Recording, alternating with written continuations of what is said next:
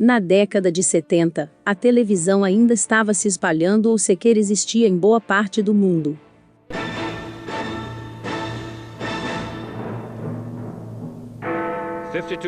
Steel jobs go, 11 pits may close.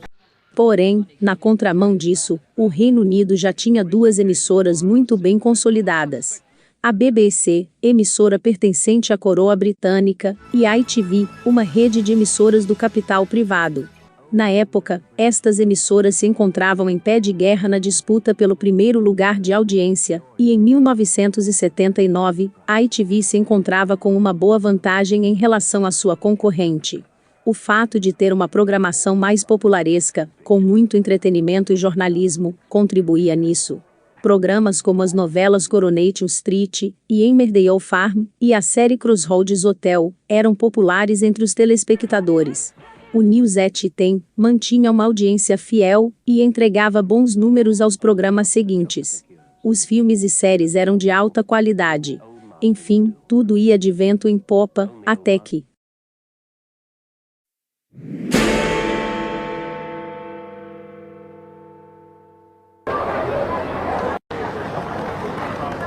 Nem tudo estava às mil maravilhas, pelo menos no aspecto social e econômico. Na época, o Reino Unido se encontrava em um profundo momento de recessão e crise econômica, este que afetava gravemente todos os setores da sociedade. A alta da inflação, das taxas de juros, o aumento do desemprego e os constantes cortes nos serviços públicos, em áreas como a saúde e a educação causados pela política de austeridade fiscal da premier recém-eleita Margaret Thatcher, fizeram com que a pobreza, desigualdade, insatisfação social e a violência aumentassem. As greves se faziam presentes em todos os cantos. Médicos, enfermeiros, motoristas de trem e outros setores importantes da economia faziam greves reivindicando melhores salários, condições de trabalho e o fim das políticas de cortes do governo. Em contrapartida, o governo anunciava medidas cada vez mais duras na tentativa de manter a ordem social e a economia girando, ao prometer combater e reduzir o poder dos sindicatos junto a uma tentativa de equilibrar as contas que se mostrava ineficiente até o momento, e só agravava as questões sociais que o país vinha vivendo.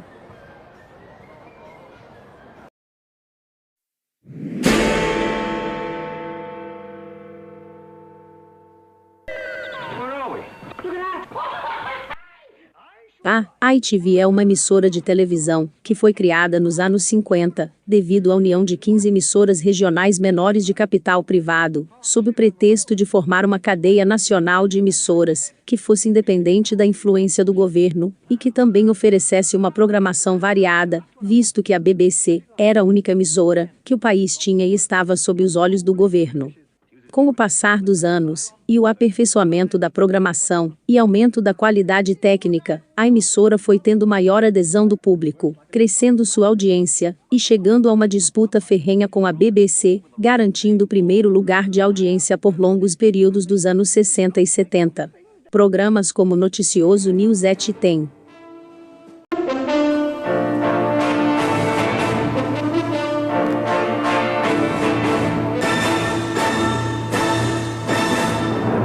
Novelas. That friend of yours, what's his name? Leonard Hobson. Did you tell him he'd be coming as well? Séries. As far as I can tell, no. You could not be mistaken. No, no. Then it seems I have been mistaken. Estas cativaram o público e contribuíram no crescimento do canal.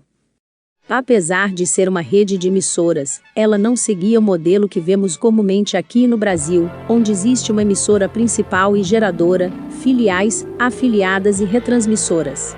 O modelo de negócios da ITV naquela época era muito semelhante ao modelo da brasileira Rei, encabeçada pela Record de São Paulo, e a TV Rio, onde as emissoras cabeça vendiam seus programas às associadas.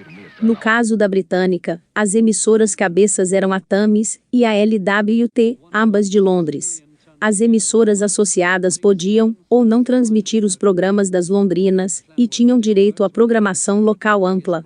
Cada emissora possuía autonomia sobre sua programação, finanças e associações sindicais, fazendo com que a rede não seguisse um padrão em si, e consequentemente, fosse descentralizada. Todos os anos, os empregados recebiam um aumento salarial. Na ITV, esses aumentos eram feitos em acordos com os sindicatos. Os sindicatos são associações de trabalhadores que reivindicam direitos em prol da melhora das condições de trabalho e salários. As associações que representavam os empregados da ITV na época eram EETPU, representando a categoria dos eletricistas e técnicos eletrônicos. NUJ, Associação dos Jornalistas e Editores Jornalísticos. ACTT, que representava os diretores, roteiristas e parte dos artistas. Por fim, temos o NATIC e o BECTU, ambos representando a categoria que cuida dos bastidores, popularmente conhecido como staff, e também a categoria de controle de qualidade, uma das mais essenciais em qualquer emissora.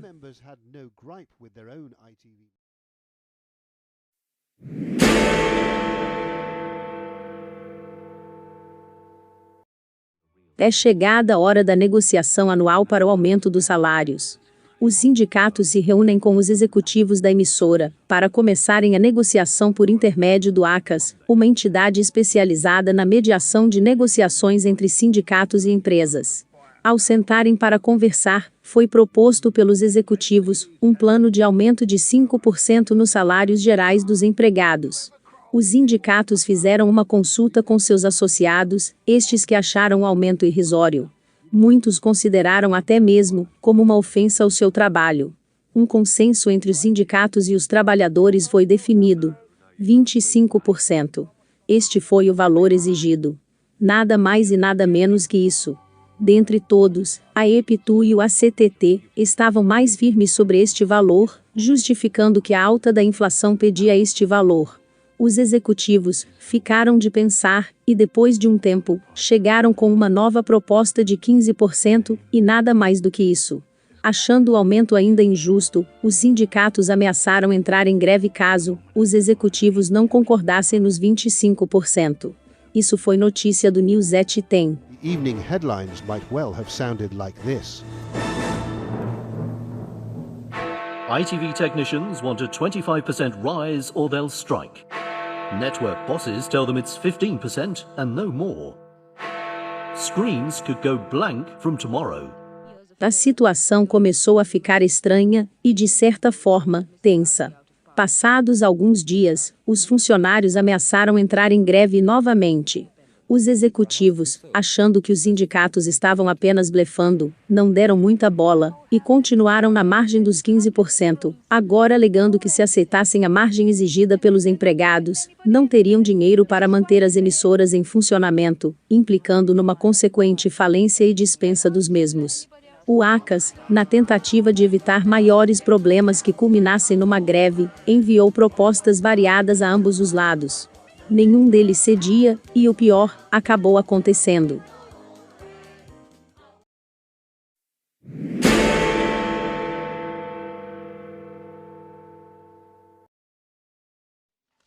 No dia 10 de agosto, os funcionários já insatisfeitos, e sem nenhuma resposta, tiraram as emissoras do ar. O primeiro setor a se movimentar foi o dos eletricistas e técnicos, que cortaram a energia das emissoras, tirando-as do ar rapidamente. A primeira emissora a sair do ar foi a Tamis, às 7h15 da noite, deixando as outras emissoras sem sinal. Nos dias que se sucederam, os jornalistas param os trabalhos na ITN, setor responsável pelas notícias. A manutenção, técnicos e o staff também aderiram à greve. As emissoras oficialmente saíram do ar, e foi exibida uma mensagem aos telespectadores. Pedimos desculpas pelos transtornos devido à interrupção da nossa programação. Isto é uma disputa sindical. Nossas transmissões voltarão assim que for possível. De todas as 15 emissoras associadas, apenas uma não aderiu à greve. A Channel, emissora que transmitia na região de Jersey, nas ilhas do Canal da Mancha. Dentro dessa emissora existia um grande temor de que ela viesse a falir caso os funcionários aderissem à greve, devido ao seu porte, um dos menores dentro da rede. Nisso, os funcionários, com medo de perderem seus empregos, se viram obrigados a continuar as transmissões, mesmo que de forma precária e sem suporte vindo de Londres. Passaram a produzir uma programação improvisada, com reprises e programas locais. A STV e a UTV, emissoras da Escócia e da Irlanda do Norte, respectivamente, tentaram seguir a Channel, mas não conseguiram ir muito à frente, também saindo do ar. A opinião pública sobre a greve era muito dividida e mista. Por um lado, existiam muitos telespectadores que apoiavam o movimento grevista e os trabalhadores, por considerarem uma causa justa. Estes também criticavam duramente o governo por querer impor os rumos que a greve tomaria, e também pela falta de diálogo com os sindicatos. Em contraponto a estes, outros eram totalmente contra a greve e queriam seu fim, pois sentiam falta de seus programas favoritos, e culpavam os grevistas pela situação que a emissora se encontrava, e pela greve. O governo, por outro lado, tinha uma posição firme sobre a greve, e era contra. A Premier, Margaret Thatcher, uma ferrenha antissindical, pedia aos executivos da ITV que não cedessem à pressão dos sindicatos e ameaçou que, caso os trabalhadores não voltassem aos seus devidos postos, as concessões dos canais seriam todas cassadas. Como alternativa emergencial para tentar driblar a greve, foi viabilizada a criação da TVS, uma emissora alternativa que transmitiria os programas antigos da ITV para uma parte do país, mas que ainda assim não chegou a ser totalmente eficiente. Manifestações públicas, abaixo-assinados e campanhas contra e a favor da greve se espalharam por todos os cantos da Grã-Bretanha. Mas, neste momento, os próprios grevistas se encontravam em divergência. So the unions were all power.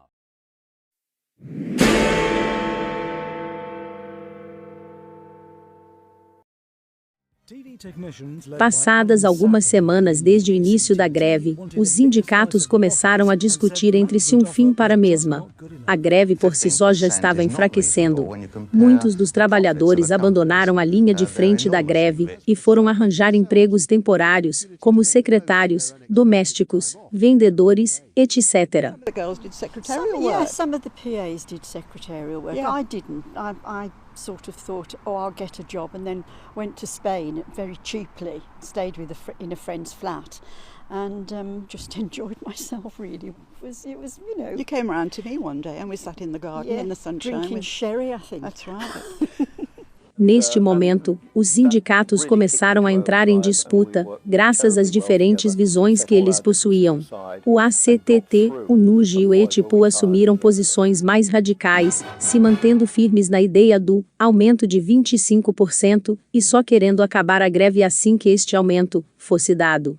Já o BECTU e o NATIC mantinham uma postura mais moderada e pragmática em relação ao aumento dos salários, tentando negociar com a ITV, pedindo valores entre 10% e 15%. O fato de estes últimos terem uma proximidade maior com o governo, enquanto os outros criticavam-no, gerou uma ruptura por volta da 5ª semana de greve, mas que continuava acontecendo. Toda essa divisão acabou gerando conflitos internos e externos entre os grevistas.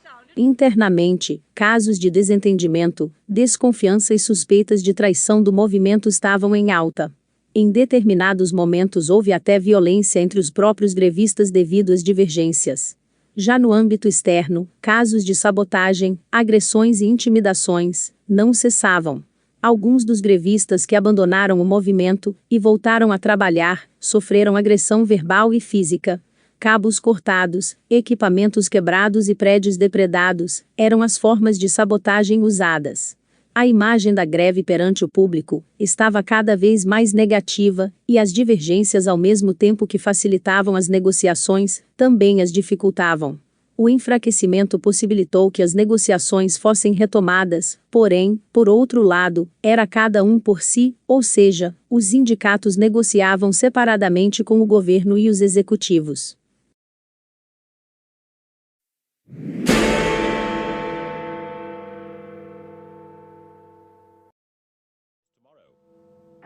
No dia 17 de setembro, passadas 6 semanas desde o começo da greve, o NATIC e o BECTU anunciaram suas saídas da greve. Em uma negociação conjunta e paralela, foram acertados valores que foram julgados justos, nos quais os associados ao BECTU, pessoal do setor de controle de qualidade e manutenção, receberiam um aumento de 12%.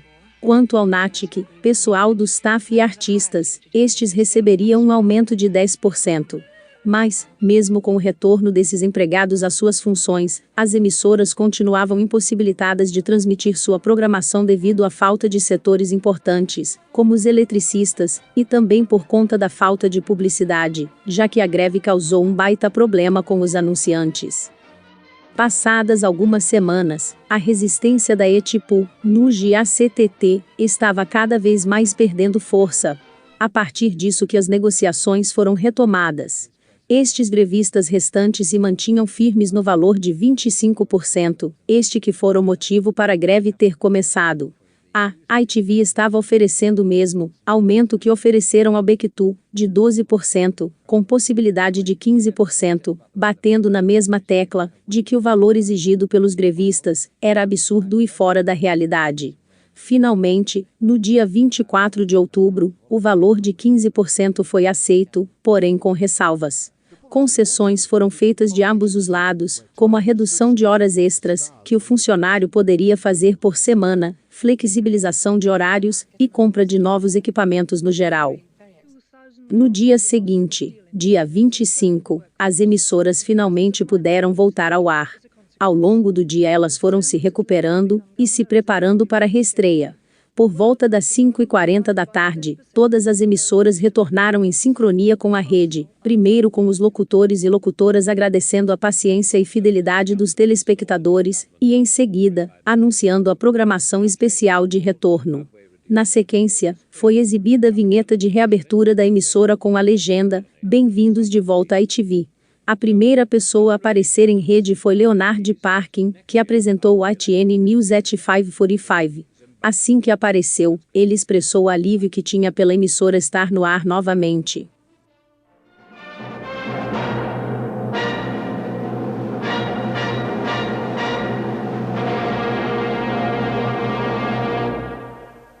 Good evening. This is John Cross on behalf of everyone at Yorkshire Television saying welcome back to our programmes. In 1 minute there'll be a full rundown of tonight's events, which include at 8 o'clock the first of YTV's new series of 321. Meanwhile, it's good to be back on the air and good to have you with us.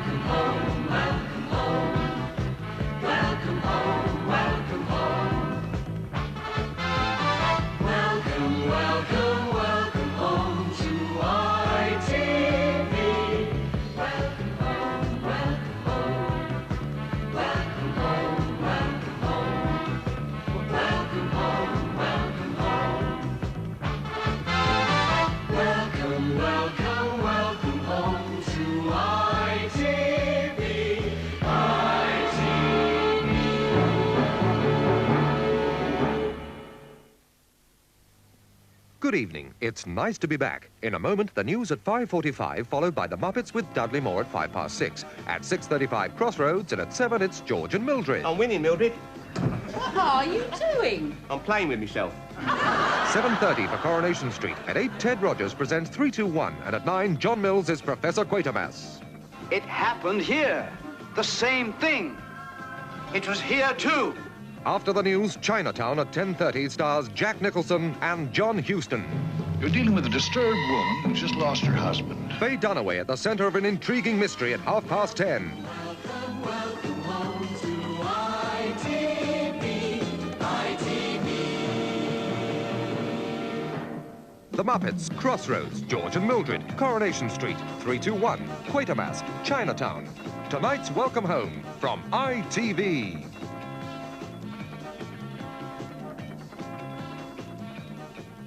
And now it's time for the first of those programmes, the news from ITN. Your newscaster Leonard Parkin, a time check for you. It's exactly 5:45.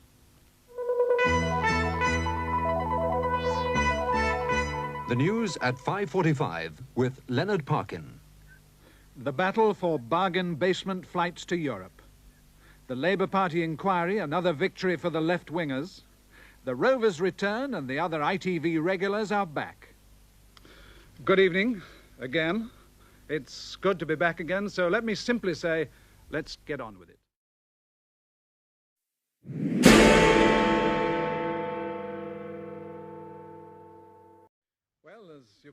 Após seu fim, ETA foi considerada uma das maiores greves que já aconteceram na história da televisão mundial. As 11 semanas às quais a emissora ficou fora do ar tiveram impactos profundos na sociedade britânica e no modo como o Reino Unido consome TV. Antes da greve, a ITV disputava bravamente o primeiro lugar de audiência e conseguia essa proeza diversas vezes. Porém, depois de tudo que foi passado, a emissora nunca mais foi a mesma. Seus telespectadores se viram forçados, e aos poucos se acostumaram, a assistir os programas da BBC durante o período em que a ITV esteve parada. Isto fez com que a emissora jamais recuperasse o primeiro lugar novamente. Os prejuízos causados pela greve foram estimados em aproximadamente 100 milhões de libras esterlinas, o que na época era em torno de 3/5 de seu faturamento, ou seja, 60% de todo o faturamento da rede. A BBC sequer foi afetada por isso, visto que é uma emissora estatal e é sustentada pelo imposto sobre cada televisão do país, permitindo que ela não tenha e não tivesse comerciais. Pelo contrário, ela lançou ainda mais programas nesse período, estes que realmente cativaram o público que se tornou fiel ao canal. A ITV demorou muitos anos para recuperar a audiência e receita equivalentes antes da greve. O domínio que a emissora tinha jamais voltou, apenas virou passado.